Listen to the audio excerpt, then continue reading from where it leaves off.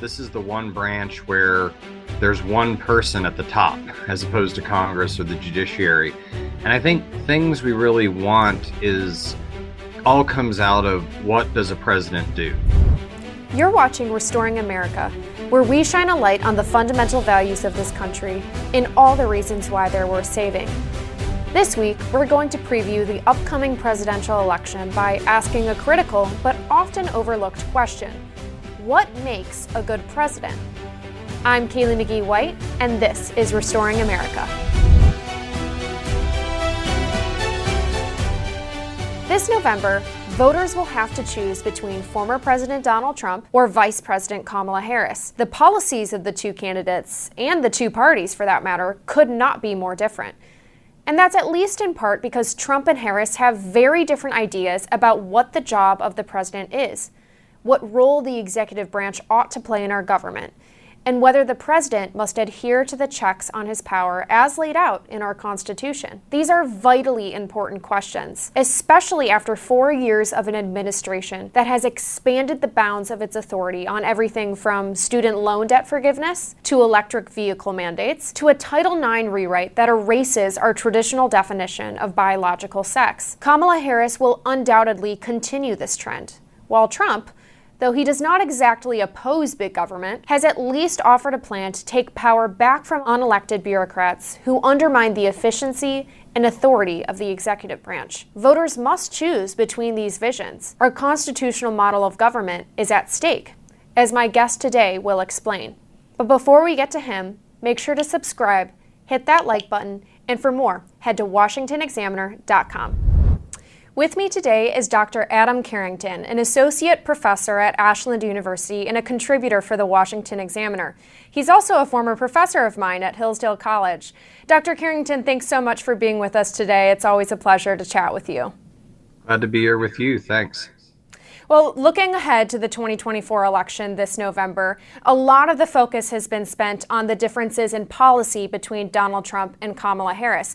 But what about the differences in their characteristics? Should voters be concerned about those as well? And if so, which characteristics should voters be looking for in a president? Certainly, and more than other branches, this is the one branch where there's one person at the top as opposed to Congress or the judiciary. And I think things we really want is all comes out of what does a president do? A president is tasked by the Constitution with protecting the American people, either from military threats or from crime by enforcing the laws. So what do you need to do that? And I think it's really, are they wise in how they apply the law? Are they energetic in vigorously enforcing the law? Do they have a public servant's disposition? Are they really working for the American people, for their good, through obeying the Constitution? And then the last thing that I think has become more important in the modern age, are they good at communicating how they're protecting the American people, how they understand the Constitution, so that the American people know whether their interests are being served? And touching on policy a little bit, it's obvious that neither Harris nor Trump are exactly limited government candidates. However, Kamala Harris seems poised to drastically expand the size and role of the presidency versus someone like Donald Trump, because that's exactly what the current administration has done under Joe Biden. What are the concerns about that, and should voters be worried about this? Yeah, I think the bigger worry, even though a too powerful presidency is a concern, especially vis-a-vis Congress, which has been so weakened in the modern era, is actually the president trying to build up the administrative state, the agencies that are supposed to be under the president but really operate independently. And why are those even more dangerous? I think it's because, one, we have a government of, by, and for the people. Who rules really matters. And we can hold a president accountable, but these agencies that seem to be unelected, go on and really do things without the consent of the government is a problem. The other is the presidency is one institution in our separation of powers. There's ways the judiciary can check it. There's ways Congress can check it. The administrative state really brings together all three powers in an unaccountable way.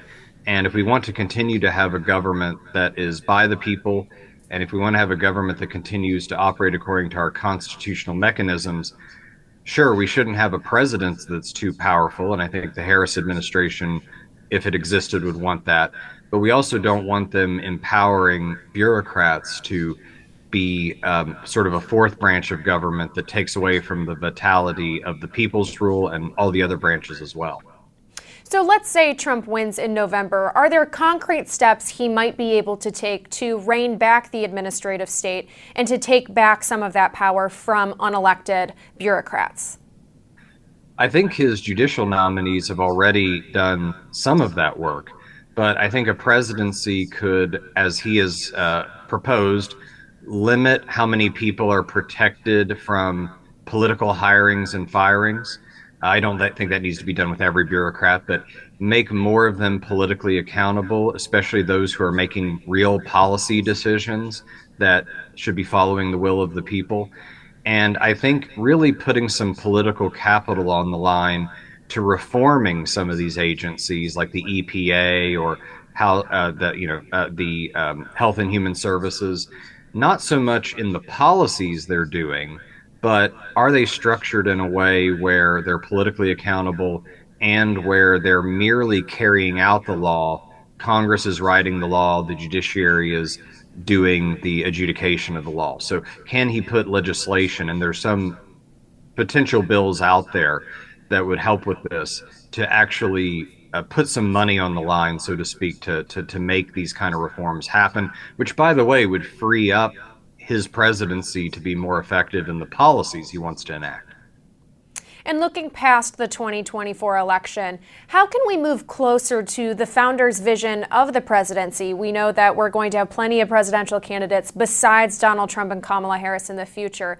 So what can we as voters be doing to select better candidates across the board? I think it starts with being more familiar with our founding principles, the Declaration of Independence and the purpose of government, and the Constitution and the structure of government, but then holding candidates accountable for, do they actually understand the presidency well? We often just debate, do we like their immigration policy or abortion or taxes? And those still matter a lot.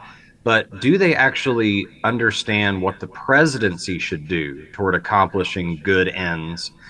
And are they willing to, one, stay in their lane, enforcing the laws, applying them as an executive, and two, are they willing to protect the presidency against bureaucrats or other branches when they want to push on that?